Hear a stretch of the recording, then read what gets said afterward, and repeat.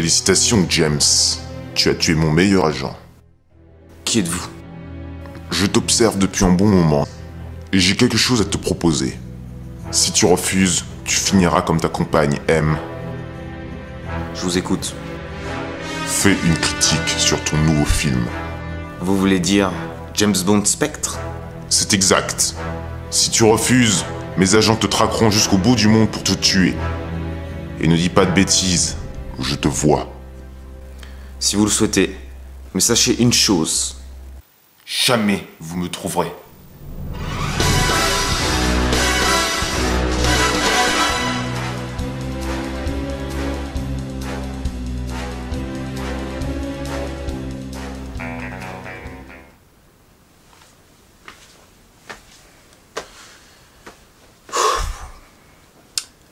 Bon, j'ai pas vraiment le choix, parce que sinon je me fais tuer.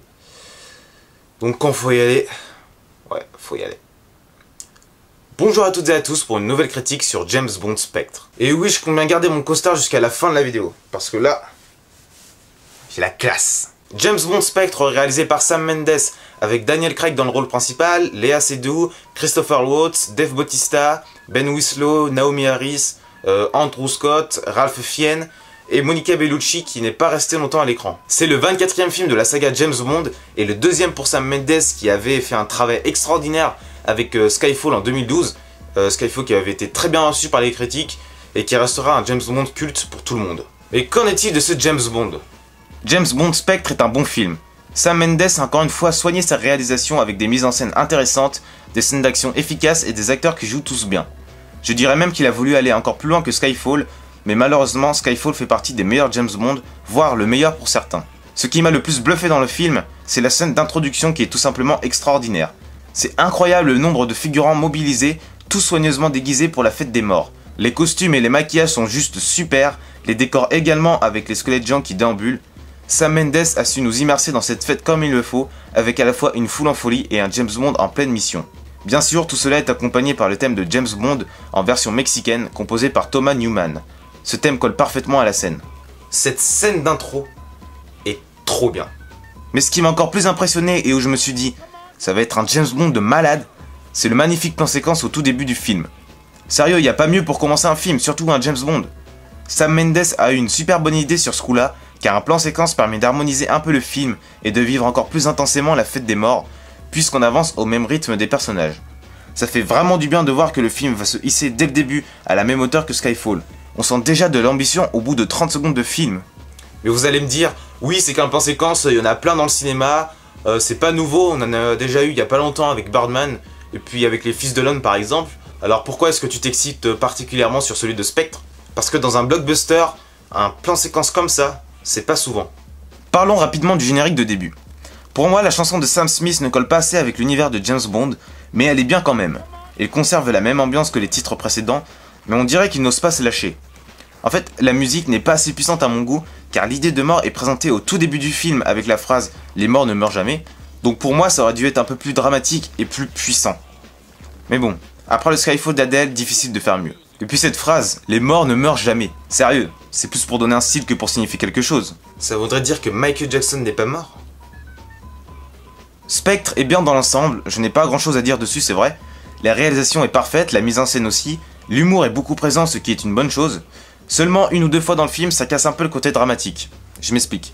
Le personnage de Dave Bautista est un agent extrêmement costaud et dangereux. Rien qu'en voyant sa carrure, n'importe quelle personne prendrait ses jambes à son cou. Ce personnage est pendant tout le film l'ennemi qui doit éliminer James Bond sous l'ordre du chef de l'organisation Spectre. Plusieurs combats, notamment une en voiture, ont lieu et à chaque fois, les deux personnages ne s'affrontent pas physiquement. Ils sont toujours dans un véhicule. Alors moi je me suis dit, le jour où ces deux-là vont se rencontrer physiquement, ça va envoyer du lourd. Cette bataille a donc lieu et après un combat rude et douloureux pour James Bond et le personnage de Léa Seydoux, qui faisait aussi partie de la bataille, les deux se regardent et au plan suivant, ils sont en train de faire l'amour. C'est drôle parce que ça montre qu'ils se fichent du combat qu'ils viennent d'effectuer, seulement le personnage de Dave Bautista disparaît si rapidement qu'on a du mal à croire que ce soit déjà fini avec lui. Et la vanne détruit tout le personnage de Dave comme si on s'en foutait. Sur le coup, j'ai trouvé ça un peu dommage. En parlant de Dave Bautista, c'est le seul personnage qui m'a fait frissonner dans le film par sa force et sa violence. À chaque fois qu'il chope quelqu'un quelque part, il est obligé de lui faire craquer un os. Il y a une bataille dans un train que j'ai évoqué il y a 40 secondes, c'est là où toute la violence de ce type est dévoilée. Et pour accentuer cela, Sam Mendes n'a pas mis de bande-son derrière. Les images sont très belles, mais des fois je me pose la question, le film ne serait pas plus beau visuellement avec une bonne réalisation et de bons plans que par son scénario que j'ai trouvé assez classique. Cela ne veut pas dire que le scénario est mauvais, c'est juste qu'il a moins d'ambition que l'esthétique visuelle du film. Et je pense que ce serait là le principal défaut du film. C'est un James Bond qu'on va qualifier de normal au niveau du scénario, mais qui veut tout de même sortir de cette normalité en apportant une mise en scène intéressante et belle. Sauf que l'histoire c'est le plus important. C'est bien de battre le record de la plus grosse explosion mise en œuvre dans un film, ou de bloquer les rues de Mexico pour y faire rentrer 1500 figurants, mais si l'histoire ne suit pas, tous ces efforts ne servent à rien.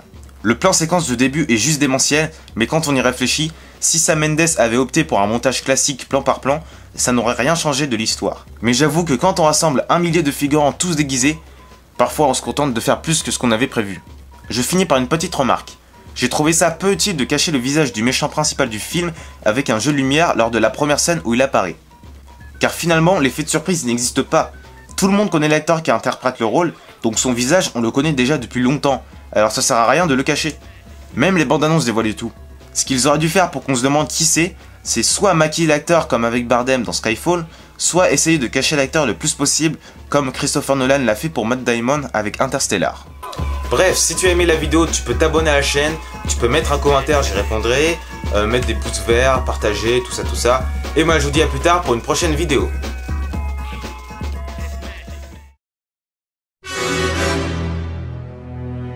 Ça y est, j'ai tourné ma critique, par contre j'ai pas fait le montage, et du coup vos hommes ils sont venus, et je les ai tués. Ça vous dérange pas? Tu as bien du courage, James. Mais tu regretteras un jour cet acte.